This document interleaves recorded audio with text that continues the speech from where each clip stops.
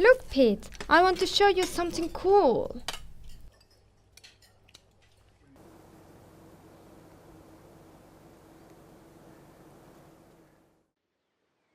What is that derelict barn there?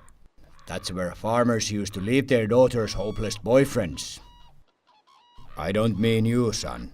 You are not so bad. In the old days, people used peatlands in many ways. Some farmers got hay here as winter fodder for their livestock. I see. Haymakers would travel long distances to reach good meadows. What's that mark on the tree? The haymakers carved it. There's the year and their initials, so you can see who came here to make hay.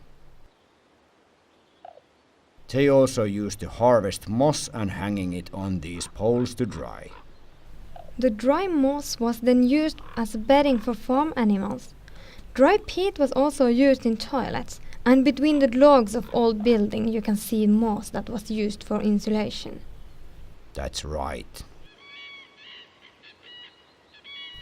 So, this old barn was used to store hay or perhaps dried peat for local use. Peat also has been harvested on a larger industrial scale in Finland ever since the late 1880s. Aha! My father worked for an organization that promoted the farming of peatlands in Finland.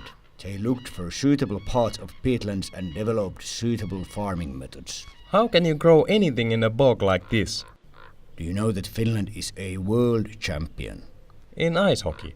Yes, but also when it comes to draining peatlands.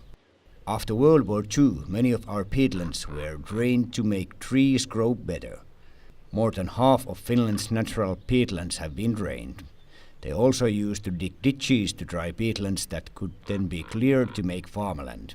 About 10,000 square kilometers of farmland have been created in this way, and 40,000 square kilometers are improved forestry land.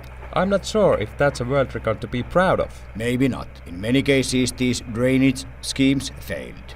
Timber didn't grow well because the ground was still too wet or too poor. When did all this drainage happen? Is it still going on? No new areas are drained today, but many old ditches are kept clear. Drainage schemes started in the early 20th century, but from the 1950s mechanization made the destruction faster. Then, in the 1960s, people started to call for peatlands to be protected. Yes, and today some peatlands are even being restored.